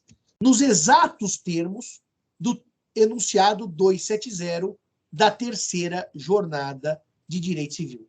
Sobre os bens particulares, haverá, sim, concorrência. Então, eu vou dar um exemplo prático para quem faz inventário, que é a seguinte. O sujeito tem uma fazenda que ele herdou do seu pai de herança, casado por comunhão parcial de bens. E depois do casamento, comprou um apartamento. O apartamento adquirido depois do casamento, bem comum, comprado. A viúva tem a meação, a outra metade vai para os herdeiros. A fazenda que ele herdou do pai, bem particular, comunhão parcial de bens. A herança não entra na comunhão. E logo ela será dividida entre os descendentes e a viúva. Isso também, meus caros amigos, gera um certo problema, que essa fazenda veio da família dele. E agora a mulher vai ser coproprietária da fazenda recebida em herança. Também isso não agrada a doutrina. E também isso não agrada as pessoas, o cidadão, a pessoa comum. Mas, novamente, apenas por planejamento sucessório, por testamento, eu consigo reduzir a legítima... Desculpe. Eu consigo reduzir a legítima, não. O quinhão que vai ao cônjuge, tirando dele a disponível. Tirando do companheiro a disponível. É a única forma que o sistema nos dá. Não dá para dizer, não vou deixar nada. Como aquela fazenda que eu herdei do meu pai, quando eu morro, vai para ela, para ele e para os meus filhos. Eu não quero. É lei. E daí eu tenho que ver se o senhor ou a senhora tem patrimônio suficiente para mexer na disponível, para tentar evitar o condomínio que a sucessão gerará. Simão, esses artigos te agradam? Olha, deixa eu dizer uma coisa para vocês. Eu me reuni já em mais de 30 ocasiões com comissões, doutor Lepage, que tentam mudar esse dispositivo. essa concorrência. E o problema dessa mudança é que não se chega a consenso do que seria melhor. O professor Tartucci, semana passada lá em Recife, até defendeu a tese que deveriam voltar ao Código de 16. Tirar toda a regra sucessória e copiar o 1603. Eu não sei, honestamente falando, se é a melhor solução ou se há clima político para isso. Mas uma coisa eu lhes garanto. As duas regras que eu trabalhei agora, separação convencional de bens e comunhão parcial de bens com bens particulares, gerando essa concorrência, não agradam, em regra, o cidadão. Não agradam, em regra, os destinatários da norma. E a você, Simão, a regra agrada? Bom, eu, antes de tudo, escrevo. E a gente, quando escreve, tem que olhar duas coisas. O direito e a aplicação do direito. Eu até entendo, meus amigos e minhas amigas, que a ideia nos anos 1970 era aplicar essa regra a casamentos longevos, em que as pessoas ficavam 20, 30, 40 anos casados, e que normalmente se casavam por comunhão universal, logo já tinham a ameação. A regra não foi concebida para as famílias mosaico, ou reconstituídas. Então, ela nasceu fora do seu tempo. Tanto que Portugal mantém até hoje a regra, mas com uma diferença. O que Portugal fez agora, há 4 ou 5 anos? Uma lei que eu fiz um projeto para o Brasil, um projeto de lei eu fiz, e mandei para o Congresso, e foi engavetado, em que eu poderia, no ato de casamento, no pacto antinupcial, ter a opção de não ser herdeiro em concorrência, ou de não ser herdeiro de nada, para que as pessoas pudessem, Dr. Lepage, escolher um casamento sem comunicação patrimonial mortis causa. Isso, em Portugal, é lei. No Brasil não é possível, porque o 426 não permite que seja objeto de contrato herança de pessoa viva. Os pacta corvina são vedados no ordenamento brasileiro. Seria tão bom que essa lei fosse aprovada e agradar tanta gente que por um simples contrato de união estável ou por um simples pacto antinupcial poderiam afastar a sua qualidade de herdeiro. Não temos no Brasil essa solução. De lege ferenda, quem sabe um dia o legislador nos brinda com esta solução. Inclusive, meus amigos, me parece que essa solução não desagrada a ninguém, porque aqueles que não optarem por essa regra no pacto seguirão o Código Civil. Os que optarem afastarão o Código Civil. Eventualmente, as pessoas mais humildes, que tenham mais necessidade da concorrência, não se valerão da regra no pacto. E as pessoas mais abastadas, que eventualmente não querem a concorrência, se valerão da regra no pacto. Sabe aquela regra que você faz que não prejudica ninguém e agrada muita gente? Mas o Congresso, nós tivemos em contato, com mais de um congressista, eles dizem, mexer em pacta corvina no Brasil é algo ainda que o Brasil não está maduro. Eu vou tentar, nessa nova legislatura, de novo, emplacar o projeto que cria 5 parágrafos ao artigo 426 para permitir que o pacto antinupcial e o contrato de união estável afastem esta concorrência. Agora, reparem que o próximo tema é o tema do quinhão que recebe o cônjuge quando concorre com o filho. Essa é a 5ª questão polêmica. A 5ª questão polêmica é a redação do artigo 1832 do Código Civil, que vai dizer, em concorrência com os descendentes, caberá ao cônjuge quinhão igual ao dos que sucederem por cabeça. Se o dispositivo parasse aqui, não teria questão polêmica alguma. O cônjuge partilha a herança por cabeça, ou seja, ele recebe o que receberiam os filhos ou netos por cabeça. O problema é que o Código Civil vai e prossegue em cópia ao Código Civil português, não podendo a sua cota ser inferior à 4ª parte da herança. Até aqui é Código Civil português. Código Civil português. Só que depois, a vírgula trouxe o que a gente brinca que é o efeito jabuticaba, a novidade brasileira. Se for ascendente dos herdeiros com quem concorrer. Então, repare que o cônjuge pode concorrer com filhos dele e do falecido, que eu chamei de filho comum, do viúvo e do falecido, ou com filhos só do falecido. Reparem que, se o cônjuge sobrevivente concorrer com filhos comuns, ele tem a reserva da quarta parte. Ele tem esse mínimo do 1832.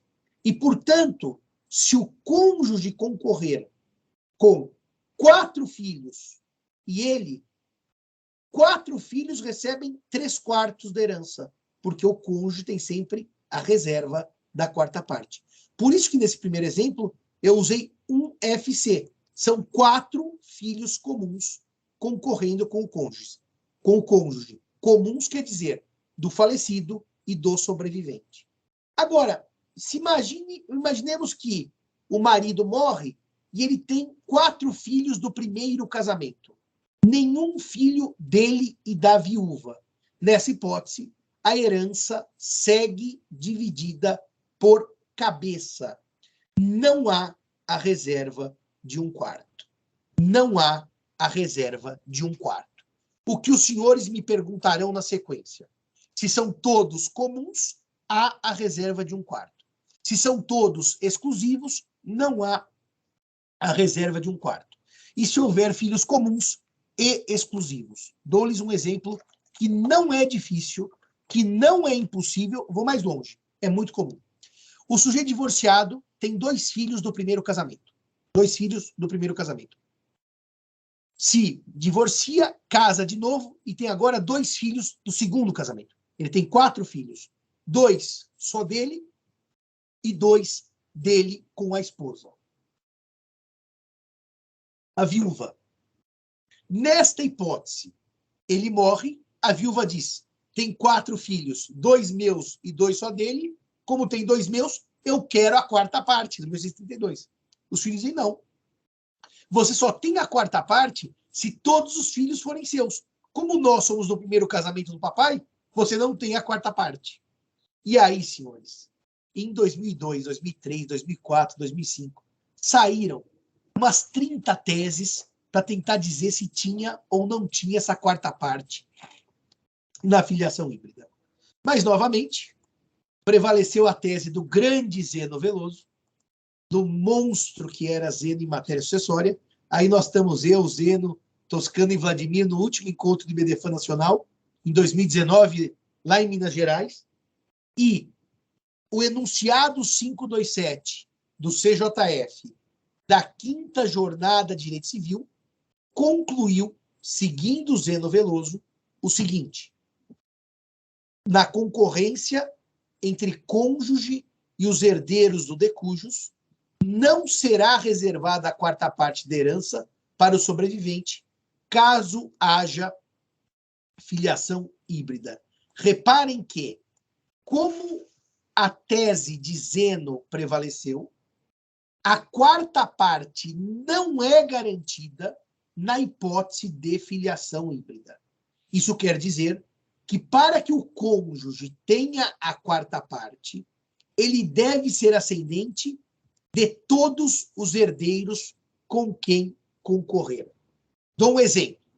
Se o falecido deixa 4 filhos dele e da viúva, casado por comunhão parcial de bens, em que ele concorre, ou por separação de bens convencional, em que ele concorre, haverá, em que ele cônjuge concorre, haverá a reserva da quarta parte. Porque os filhos são do viúvo ou da viúva e do falecido.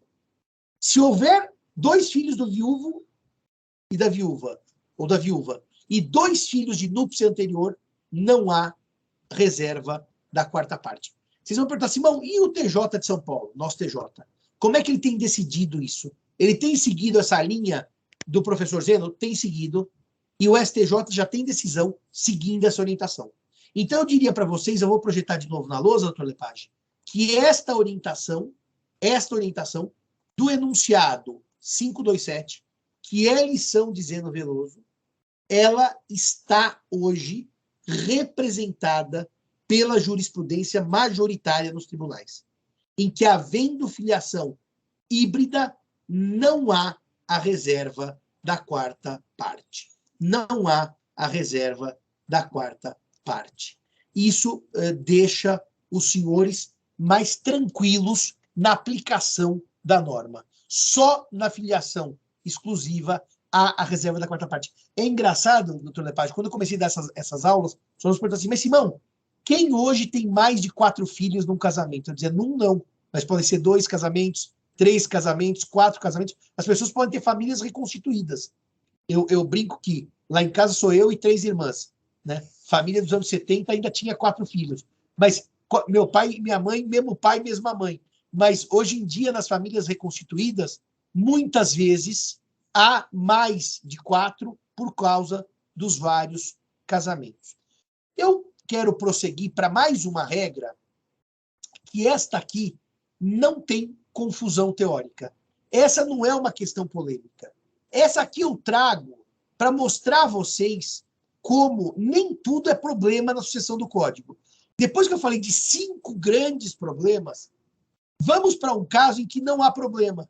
E quando há problema prático é porque aplicaram mal a regra, que é a concorrência sucessória do cônjuge com os ascendentes.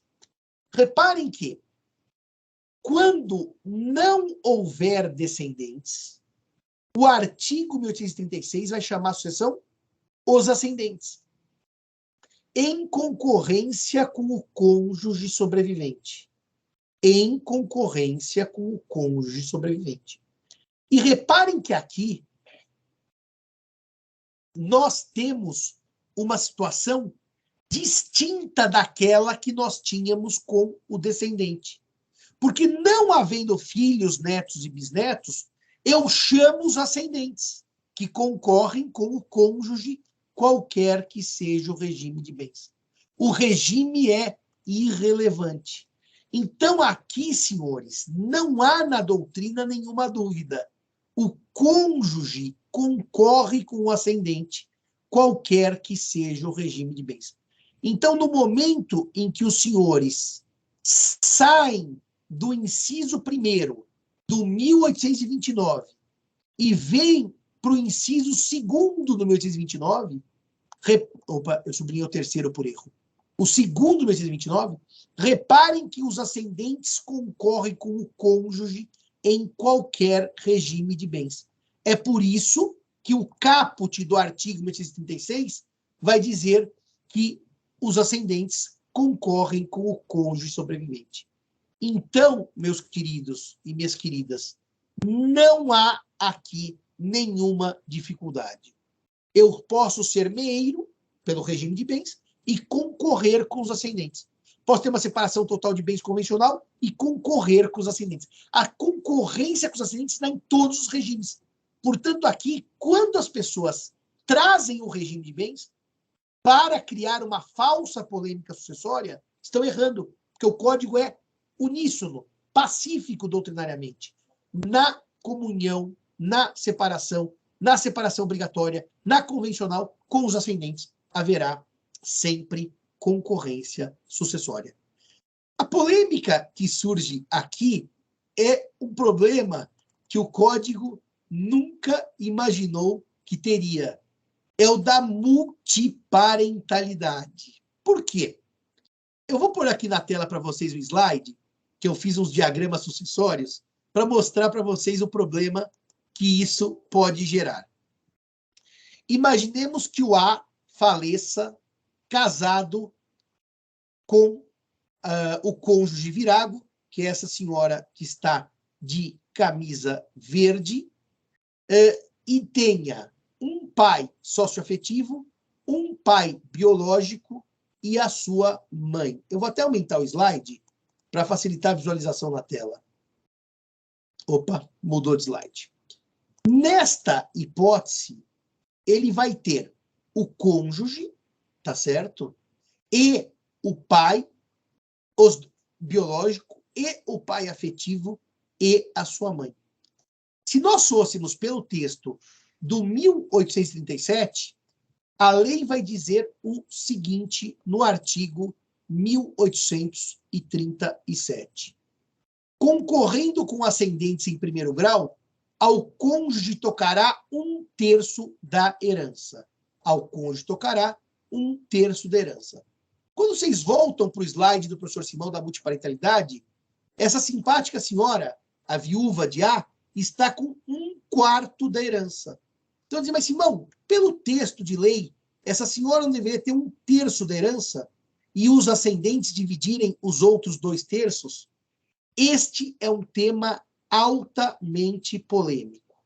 Parte da doutrina defende que eu deva tirar 1/3 da herança e dar para o cônjuge, e depois os 2/3 dividir entre o pai biológico, o pai afetivo e a mãe.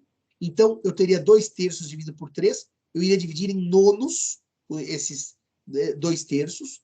E outros entendem como eu que quando o 1837 falou em ao cônjuge tocará 1/3 da herança, é porque ele só imaginou que as pessoas teriam um pai e uma mãe. Não haveria multiparentalidade. Seria 1/3 para o pai, 1/3 para a mãe e 1/3 para o cônjuge. É por isso, buscando essa igualdade que o Código Civil busca no 1837, que eu defendo a tese que a herança é partilhada em 4, seguindo uma lógica de igualdade entre o cônjuge e os ascendentes. Mas eu já antecipo aos senhores. Se os senhores seguirem o texto frio do Código Civil, o 1837, 1/3 da herança vai para o cônjuge e 2/3 são partilhados entre todos os ascendentes, os biológicos e os socioafetivos. Esse é o tema da pancadaria doutrinária no momento. Como aplicar o 1837 à multiparentalidade, que não foi imaginada, por óbvio, pelo legislador de 2002, que não concebia a existência de mais de um pai ou mais de uma mãe. Ou era um pai e uma mãe, ou não havia pais e mães e ia diretamente para os avós. Eu, como último tema, que não diria polêmico, mas eu diria que serve para esclarecer muita gente, e depois, doutor Lepage, eu gostaria de responder perguntas que eventualmente venham no chat, para que a gente possa ter mais interatividade. O último tema, ou mesmo debate com Vossa Excelência, se quiser trazer algum ponto polêmico, estou à disposição. O último tema é o 1838, porque o artigo 1838, lido conjuntamente com o 1829, inciso 3º, ele vai dizer que, em falta de descendentes e ascendentes, será definida por inteiro a sucessão ao cônjuge sobrevivente. Aqui, eu gosto de frisar sempre que o cônjuge sobrevivente, desde 1907, com a Lei Feliciano Pena, ocupa o 3º lugar na vocação hereditária. Desde 1907, 31 de janeiro, o cônjuge exclui os colaterais da sucessão. Portanto, não há hipótese alguma de um irmão do morto, ou um sobrinho do morto, ou um tio do morto, herdar se eu tenho cônjuge. Mas, Simão, aí independe o regime de bens? Sim, aí independe o regime de bens. Mesmo em separação obrigatória, o cônjuge vem na frente do irmão, mesmo em separação obrigatória.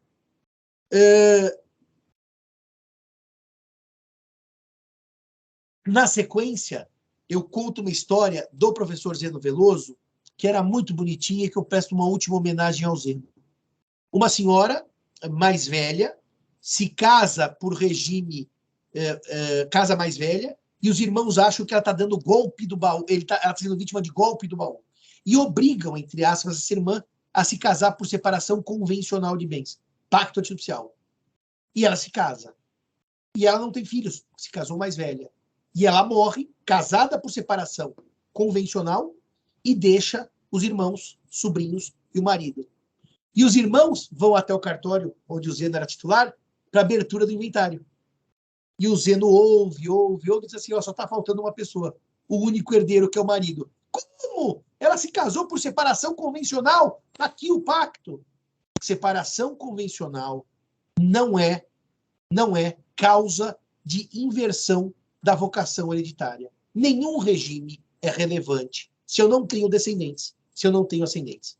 O cônjuge herda a totalidade dos bens. Eu lembro, doutor Lepage, quando fui dar uma palestra na ASP, que um advogado mais idoso disse assim para mim, ai, professor, esse código mudou muito, né? Veja, agora o cônjuge exclui os colaterais até na separação obrigatória. Eu falei, doutor, agora, desde 1907, o senhor talvez tenha advogado nas ordenações filipinas antes da reforma da Feliciano Pena, porque não é exatamente em 2002 ou 2003 que o código mudou. Então, essa é uma confusãozinha teórica que eu gostaria de afastar. O cônjuge, desde 1907, independentemente do regime de bens, exclui os colaterais. E, portanto, não adianta casar por separação obrigatória. Meu tio de 90 anos casou com aquela piriguete, aquelas coisas preconceituosas, e ela vai herdar tudo? Vai herdar tudo, porque o colateral está atrás do cônjuge desde 1907. E do colateral agora também, por equiparação constitucional. Agora o colateral ocupa a terceira classe ao lado do cônjuge e, portanto, também o colateral está excluído pelo companheiro, assim como pelo cônjuge, desde 1907.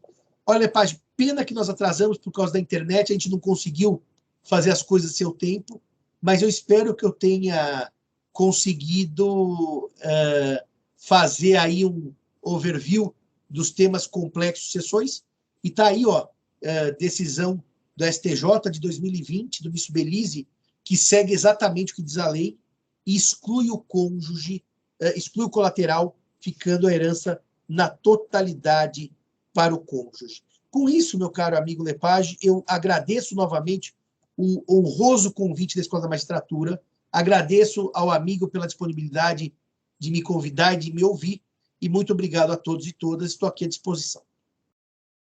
Muito boa a palestra, adorei, com aquela didática de sempre, é por isso que o senhor é famoso, viu, doutor Simão? Justamente porque faz as coisas difíceis parecerem fáceis, né? E aproveitando, aqui temos perguntas, sim, né? E começando pelo fim, né? Temos aqui também, o pessoal está elogiando aqui no chat, excelente, estão batendo palmas, muito bom e tal. Foi a última coisa que o senhor disse, professor, que é a respeito aí do cônjuge, né? A pergunta está sendo feita no sentido de que o cidadão, o falecido, tinha ou a falecida, tinha um companheiro, né? E se ele poderia testar, né? Testar para os sobrinhos, né? Testar para os sobrinhos se o companheiro seria herdeiro necessário, né? Porque o Código Civil só fala em cônjuge. Essa pergunta foi feita pela doutora Graziela Gonçalves. Olha, doutora Graziela, eu vou pôr aqui a tela, né? O 1845 dos herdeiros necessários, e a senhora está vendo aí que não há menção ao companheiro. São herdeiros necessários, o descendente, o ascendente e o cônjuge. Eu disse no início da nossa conversa e digo agora novamente. Esse é o tema da bola mais dividida do momento. Para mim, o cônjuge, o companheiro, não deveria ser herdeiro necessário, mas o é pela leitura do Supremo. Ou seja, não é o que eu gostaria, tá? É a leitura do Supremo. E acho que hoje, doutora Graziela, a senhora tem até dificuldade em achar tabelião que aceite testar para sobrinho por conta dessa possibilidade de inconstitucionalidade, de ser herdeiro necessário o companheiro também. Deixa eu só lhe dizer uma coisa. Esse é um daqueles temas que, quando o cliente nos procura, a gente faz um disclaimer por e-mail do risco da orientação. E diga, se tomar, eu não tenho certeza, não porque eu não conheço o tema, porque o STF não se manifestou ainda. Vamos ter que aguardar a palavra derradeira do STF para a qualidade de herdeiro necessário do companheiro. Muito bem. Temos também, foi a primeira pergunta que foi feita no curso, da doutora Célia Magali Perini. Ela pergunta o seguinte: como a respeito da prova da separação de fato, né, e da prova de uma separação de fato de cônjuges vivendo sob o mesmo teto. Como é que se faz essa prova, professor? Doutor Lepage, deixa eu contar uma história linda. Eu dava aula em curso preparatório e uma defensora do primeiro concurso de São Paulo, quando a Defensoria e a Procuradoria de Estado se separaram. Então veio o concurso e ela foi defensora. E ela me contou uma história aqui do Foro do Tatuapé, muito interessante. Ela estava representando um casal, naquele tempo que o divórcio exigia 2 anos de separação de fato, e ela representava os dois, muito humildes, e eles chegaram para se divorciar, divórcio direto, por separação de fato, e o juiz disse assim, ele já está aposentado, mas está há muitos anos, mas como? Vocês querem se separar de fato, com os dois no mesmo endereço? Eu vou lá acreditar nessa separação de fato? Separação de fato é cada um na sua casa. Vou indeferir esse divórcio direto. E o rapaz, doutor Lepage, muito humilde, gente muito pobre, falou assim, sabe o que é, doutor? Eu até queria sair de casa, mas nós não temos dinheiro. Então a gente mora, eu durmo no sofá, ela dorme no quarto. E se eu tivesse dinheiro, eu também não queria morar com ela. E o juiz acabou sensibilizado e decretou a separação de fato. Essa prova da separação de fato, quando o casal ainda reside na mesma casa, que é muito mais comum, repito, em pessoas que não têm condição financeira de terem 2 casas, as pessoas quando têm, a primeira coisa é sair de casa logo, ela vai se dar basicamente por testemunhas. Muitas vezes, doutor Lepage, essas pessoas já têm outras relações afetivas e que não é tratado como, o sujeito tem uma amante, tem um amante. Não, é simplesmente uma nova namorada, um novo namorado. Os filhos já sabem que o papai e a mamãe não estão mais casados, apesar de morar juntos, cada um tem a sua vida. É uma prova normalmente testemunhal, quando moram na mesma casa. E normalmente o que acontece? Essas pessoas que tinham contas bancárias conjuntas deixam de ter. Essas pessoas que tinham uma relação patrimonial vão separando o patrimônio, mas é uma prova mais complexa, evidentemente. Como o Supremo dizia nos anos 80, antes do STJ, que a separação de fato não punha fim ao regime de bens, e só o STJ, já nos anos 2000, admitiu que a separação de fato põe fim ao regime de bens, a separação de fato tomou uma proporção muito grande, que não tinha no passado, porque ela põe fim ao regime de bens, ao contrário do texto literal do 1571, que isso não menciona. O artigo 1571 não fala que a separação de fato põe fim ao regime de bens. Mas há um fato inconteste. O STJ, há muitos anos, tem admitido que a separação de fato põe fim ao regime de bens. Essa seria a minha resposta para a nossa aluna, para assistência. Olha aqui o 1571. Ele não vai dizer que a separação de fato põe fim à sociedade conjugal. Mas o STJ admite. Então, aí, a prova tem que ser muito bem feita. É isso aí. Separação de fato, causa não escrita de extinção da sociedade conjugal. Aqui temos agora, doutor Simão, uma pergunta. Acho que eu perdi o senhor. O senhor está por aí ainda? Caiu, doutor. Caiu, né? Vou aguardar um momentinho para ver se ele volta. Vamos aguardar, sim. Deve ter tido algum probleminha lá na conexão.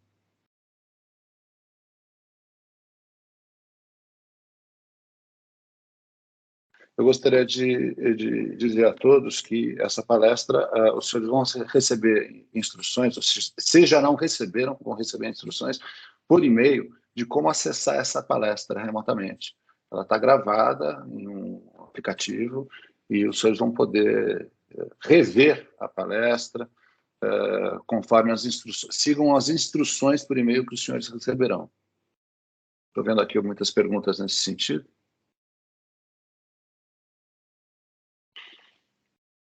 E também gostaria de lembrar que a nossa próxima palestra, na próxima segunda-feira, vem com a doutrinadora carioca Regina Vilela Monteiro, que vai falar de um tema super interessante, que diz respeito aos limites da intervenção do Estado nas causas de família. e ela tem uma monografia sobre isso, bastante alentada, já está indisponível, né? Não é possível comprar, está esgotada essa obra, mas ela é uma advogada de nomeada, uma doutrinadora também. Eu tenho certeza que os senhores vão gostar da palestra.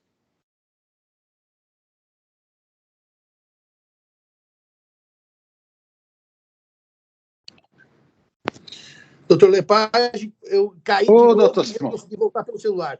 Hoje a internet Maravilha. não está exatamente colaborativa. Não está ajudando, né? Puxa vida. Peço desculpa a todos aí, mas é o seguinte, nós temos aqui, justo na hora da pergunta aqui, o doutor Francisco Eduardo Loureiro, que foi diretor dessa escola, né? Que está nos assistindo aqui, dando a honra da sua audiência. Ele primeiro parabeniza o senhor aqui pela palestra, diz que foi ótima, e faz a seguinte indagação. O artigo 1810 do Código Civil diz que na sucessão legítima, a parte do renunciante acresce à parte dos outros herdeiros da mesma classe. O cônjuge é herdeiro de terceira classe. Na hipótese de renúncia, havendo outros descendentes, o viúvo também é beneficiado com a parte do descendente renunciante, ou seja, existe uma renúncia do descendente, se o cônjuge vai ser beneficiado por esta renúncia, né? O cônjuge concorrente, né? Doutor Lepage, se eu soubesse que o doutor Loureiro estava assistindo, desembargador Francisco Loureiro, eu suspendi a aula para ele dar aula, porque ele sabe muito mais que eu sobre o tema. Então, foi até aí foi um vício, viu, Loureiro, de informação, que eu suspendi a aula na hora para você dar aula. O Loureiro é um jurista de mão cheia, um grande amigo. Essa pergunta do professor Loureiro, ela é uma pergunta daquelas que eu já perdi uma parte dos cabelos aqui da minha calva graças a essa pergunta. Porque, repara, vamos pensar numa coisa. Se o cônjuge renuncia à herança, evidentemente que na classe dele, cônjuge, não há outras pessoas, porque cônjuge é um só. Então, não há nenhum problema. Ele renuncia, a herança fica na classe dos descendentes. Se um filho do falecido renunciar, um filho, o 1810 segue a linguagem do Código Antigo.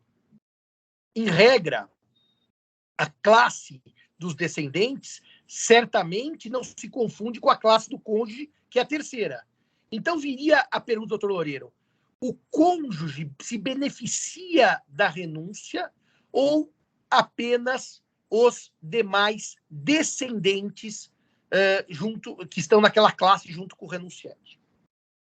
O 1810 tem um problema de redação já apontado por Bevilacqua. Na verdade, o 1810, a renúncia não fica entre os herdeiros só de mesma classe, mas também de mesmo grau e de mesma linha. Eu vou ler para os amigos o 1810, já que eu estou agora no celular. Ele disse menos do que ele deveria dizer. E, portanto, ele diz: na sucessão legítima, a parte do renunciante acresce a dos outros herdeiros de mesma classe, vírgula, e sendo ele único desta, devolve-se aos da subsequente. Bevilacqua já dizia, o código está dizendo, mas não está escrito, que é da mesma classe, descendentes, do mesmo grau, para evitar exatamente filho e neto, e da mesma linha. Portanto, eu diria para vocês, quando couber o debate de linhas, que é o caso de ascendente, mas eu diria para vocês que essa resposta ao desembargador Loureiro tenderia a ser: se um dos filhos renuncia, é na mesma classe, e na mesma classe o cônjuge não está.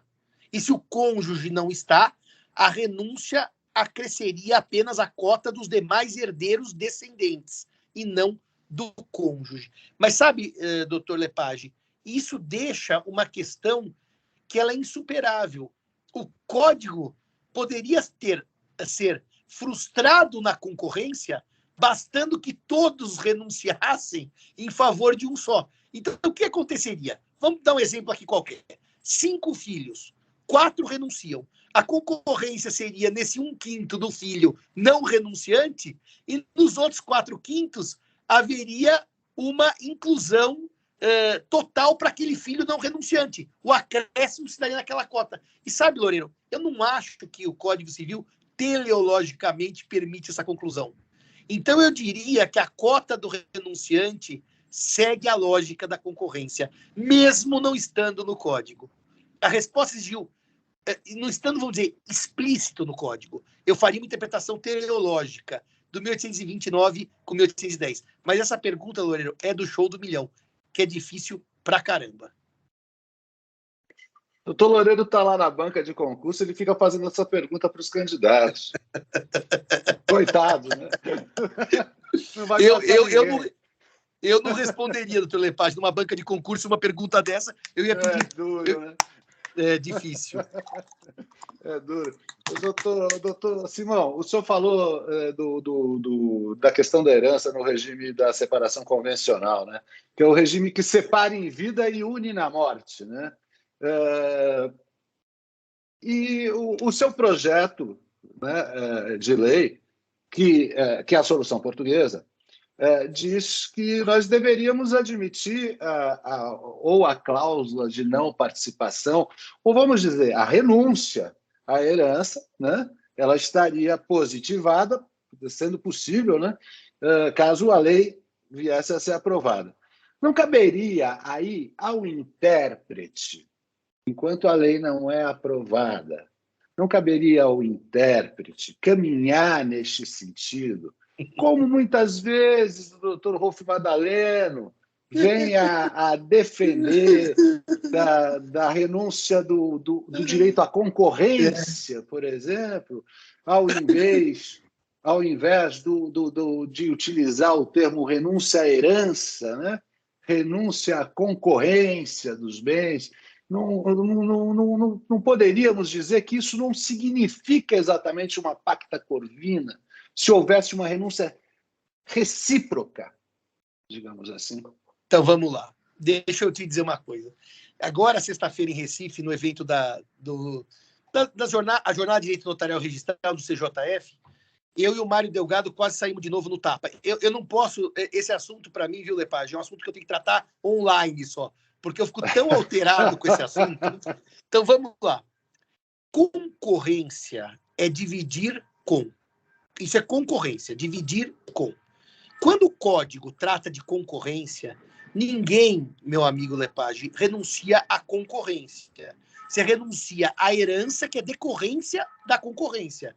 Você renuncia à herança que você só tem porque você concorre.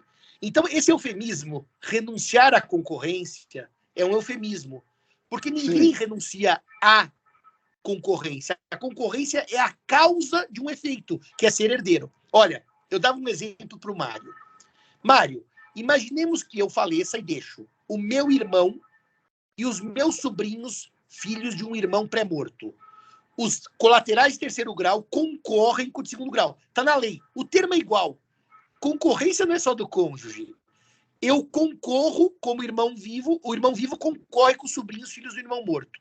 E esse irmão não quer concorrer, e ele em vida renuncia só à concorrência. Porque se aqueles sobrinhos, por exemplo, tiverem morrido antes dele, ele quer a herança. Ninguém renuncia à concorrência.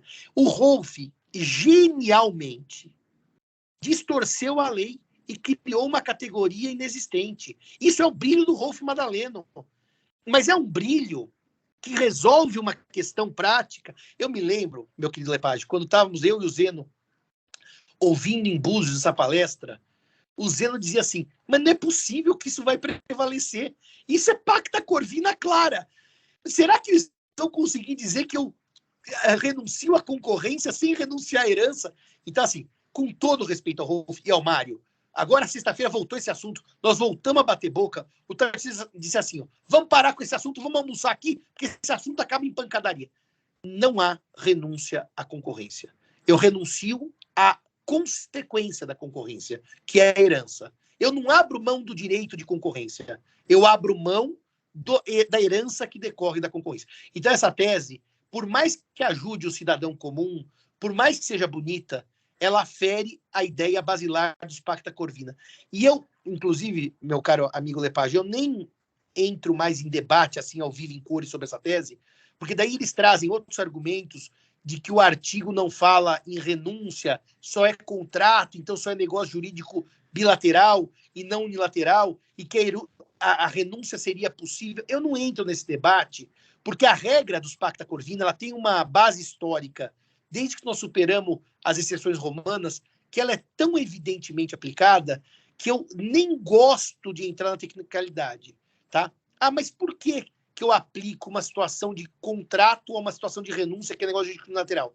Isso exigiria um raciocínio muito mais profundo e que eu costumo... já pus por escrito. Nos estudos em homenagem ao professor Luiz Edson Fachin, eu pus por escrito a opinião do professor Fachin, inclusive porque bate com o preceito constitucional do mínimo existencial. A vedação aos Pacta Corvina não é só um acordo, não é só uma valorização da vontade, é um problema de limitação da vontade em favor daquele que pode dispor de bens mínimos à subsistência. Mas isso realmente é um tema difícil, viu? É um tema difícil. O que eu sinto é que os tribunais, até o momento, não estão admitindo essa leitura do Rolf. Eles seguem com a velha tese, que no meu sentido é mais correta, da vedação aos pactos sucessórios. Só através de lei, então? Só através de lei. Maravilha. Olha, nosso tempo se esgotou, infelizmente. A aula passou muito rápido. Os elogios, são dezenas de elogios aqui no chat. Acho que o senhor deve estar vendo aí. Eu só tenho a agradecer a paciência pelas nossas dificuldades técnicas, e agradecer principalmente a tecnicalidade, aí sim, né?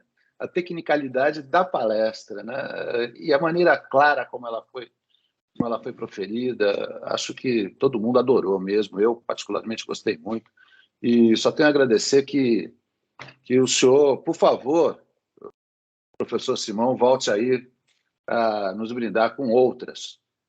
E muito obrigado mesmo. Eu queria dizer à nossa escola que é uma honra realmente ter a chance de falar para a Escola da Magistratura de São Paulo. É uma escola, a Escola Paulista é um ícone. E dizer, doutor Lepage, que eu cada vez menos tenho aceito convites. E não por nada, não é por vaidade nem por nada, é que o tempo vai ficando escasso e a gente acaba tendo que priorizar algumas coisas. Mas eu quero deixar reiterado o meu agradecimento e dizer que para a Escola da Magistratura eu terei sempre disponibilidade, quantas vezes for convidado, quantas vezes estarei presente aí. Muito grato, eu vi que o doutor Trujillo assistiu também, doutor Elcio, a nossa preleção aí. Queria agradecer muito também aos embargadores que estiveram nessa manhã conosco. E muito obrigado ao professor Matias Couto, que é um jurista de mão cheia e um amigo de longuíssima data. Couto, pena que não nos vimos hoje pela manhã, mas espero que você esteja bem, de saúde, e que em breve possamos retomar as nossas sempre produtivas tertúlias acadêmicas e intelectuais. Doutor Lepage, muito grato pela sua lianeza e pela sua presidência dos trabalhos. Muito obrigado, muito obrigado. Eu que agradeço. Lembro a todos que poderão assistir essa palestra através das instruções, reassistir a palestra através das instruções que os senhores vão receber ou estão recebendo por e-mail. Ela está gravada e os senhores poderão revê-la. Para a próxima terça-feira, temos a palestra, como eu disse, da doutora Renata Vilela Multedo, professora e advogada do Rio de Janeiro, que vai falar sobre os limites da atuação estatal na área do direito de família. Professor Simão, mais uma vez, muito obrigado mesmo, de coração, e até a próxima segunda-feira, pessoal. Tudo de bom. Grande abraço. Grande abraço.